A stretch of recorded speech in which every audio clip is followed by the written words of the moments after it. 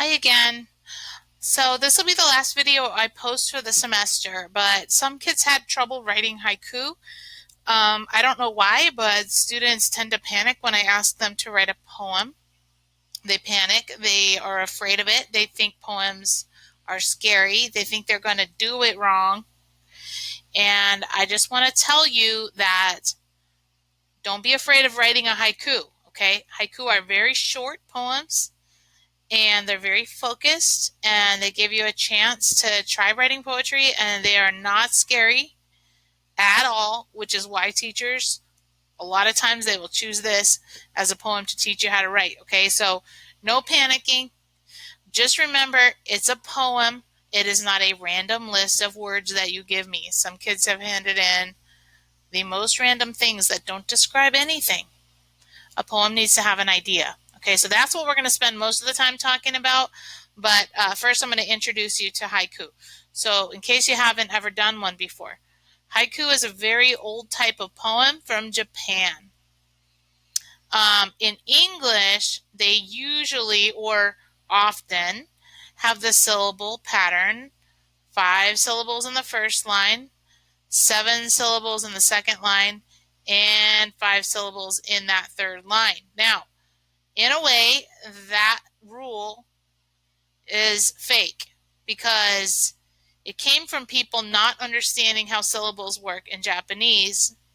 And so in Japanese, there are specific rules about how long the words are and things like that, but it's just a little bit different than English. So that means that because we kind of invented these rules to fit English, even though the poems are traditionally from Japan, since we kind of invented this anyway, you're going to try to do that rule, but if it ends up a little bit different, but it sounds like a haiku and it feels like a haiku and it has a cool idea to it, you're fine.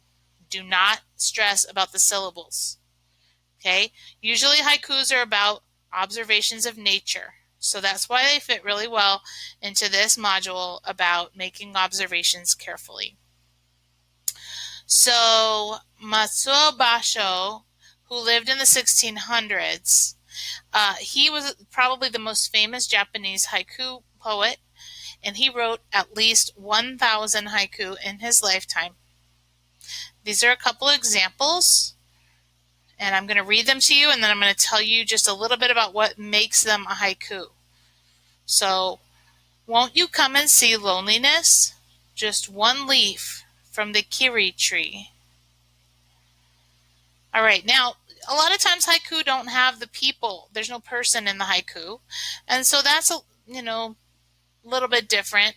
But what haiku do have is an image from nature. So we have one leaf from the kiri tree, and notice it says one leaf from the kiri tree. Does that mean that the leaf is not in the tree anymore? That it fell down or separated from the tree? And I wonder about that because the poem mentions that this represents loneliness. Okay, so you have an image from nature and then you have a feeling of loneliness, like an idea or an emotion about loneliness. That's what you want in a haiku. A short poem, 3 lines, a very specific image from nature, and a feeling or an idea about it. Okay, look at the second one. Temple bells die out. The fragrant blossoms remain. The perfect evening. Okay, so the first line, temple bells die out. That means a temple is like a church. So church bells die out. So a sound fades away. And then fragrant blossoms are flowers that smell good. Fragrant means they smell good. So you were listening to a sound of church bells. The sound stops, but then you smell the beautiful flowers, and that creates a perfect evening. So here you've got 2 images from nature, the bells and the flowers, and then the feeling of it just being perfect and beautiful and calm. Okay, now I'm just going to give you a quick reminder about syllables. Okay, so a 1-syllable word has 1 beat. See, go, know, write, through, pound. Each of those words, even though one of them is 2 letters long and one of them is 7 letters long. They all have one syllable, one beat. 2-syllable words: paper, taco, alone, infer, crazy, assent. Okay, 3-syllable words have 3 beats: inference, microwave, condition, celery, CNN, adventure. Okay, so that will help you when you go to try to maybe count the 5 syllables, 7 syllables, 5 syllables for the 3 lines. But again, do not stress if you can't make it fit. Okay, what we're going to talk about now, and if you go and look at this on Canvas, there's a little bit more information here that helps you practice about syllables. In this video, there's a lot of information about syllables. This video is kind of what we're going to talk about right now. It's about the form of a haiku, but also how to come up with your idea. Coming up with the idea maybe is the hardest thing because, I don't know, students, they don't know where to start. But you have to trust your ideas, okay? You got to promise me you're going to trust your ideas in this, because if you can't trust your own ideas, it will be really hard to write a poem. All right, so haiku poems are about nature. So one suggestion I can make is to, and this is in that video I pointed out if you want to go watch it. The guy talks really fast, but the information's really good.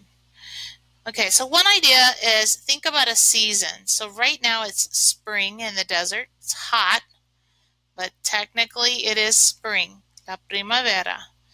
Okay, and then after this we'll have summer, which technically does not start until June. That is 2 M's, summer.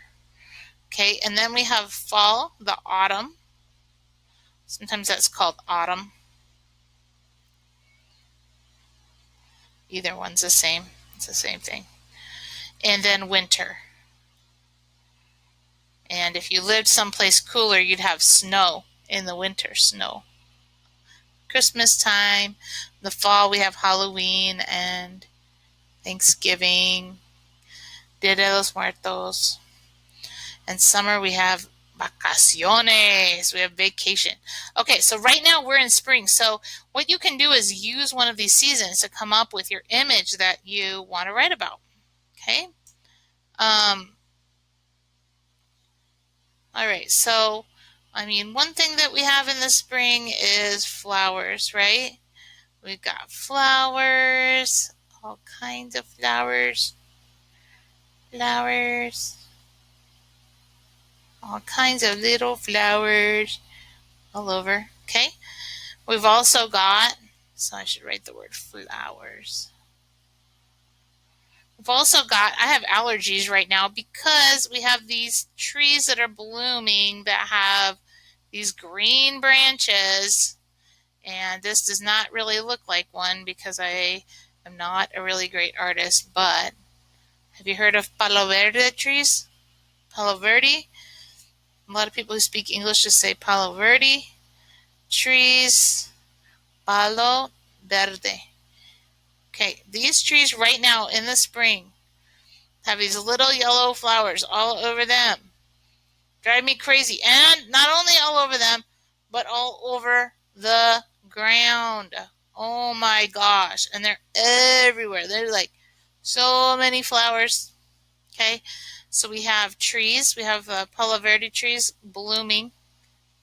Blooming means they make flowers.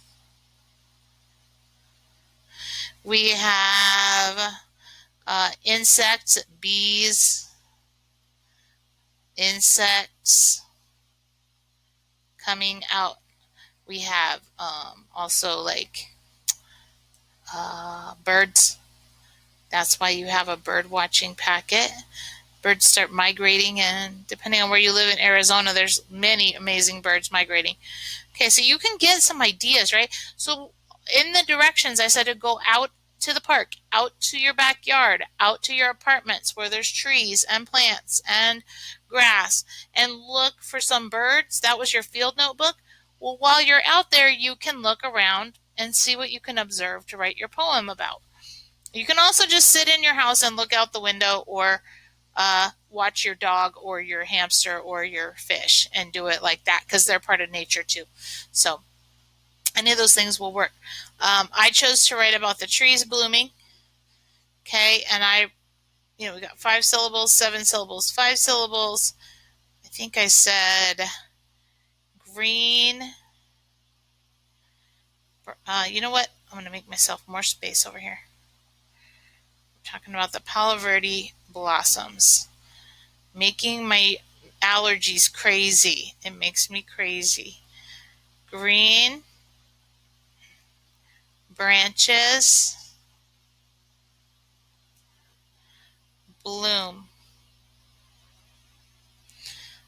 Green branches bloom. That's only 4 syllables, but you know what? It's okay. Yellow flower. Well,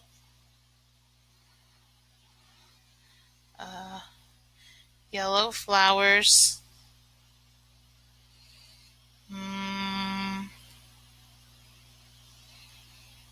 I'm going to put in sky and below. No, they're not really in the sky. The flowers aren't in the sky. I'm just going to say above. Above and below. Achoo! Achoo! Evil. Achoo, achoo. Evil blooms. I used the word bloom twice. That's okay. So this is just an example. Green branches bloom. Yellow flowers above and below. Achoo, achoo. Evil blooms. Period. Evil Palo Verde flowers. So hopefully, so just, think about the season. If you want to write about a different season, you can look at some old pictures or something when you were outside and do some observation there. But think of a season. Think about an image from the season. Think about an emotion or a feeling. In the first sentence, you're going to give the situation, or the first line can be the situation. Second line can be the details of the image. The details of the image, and then the third line could be like the emotion and the feelings. Okay, that should get you started. Don't stress out about the syllables. I've said that 5,000 times, so hopefully you're good with that. And I look forward to reading your poems. And even though they were due today, and I'm just now posting this video, I hope you still do this work if you didn't finish it, and turn it in tonight, or if your grade is not good and you need to submit work to me later, I need you to email me first and talk to me first. Do not just submit work without talking to me. All right? Okay, take care, and hopefully we'll all be together again in the fall.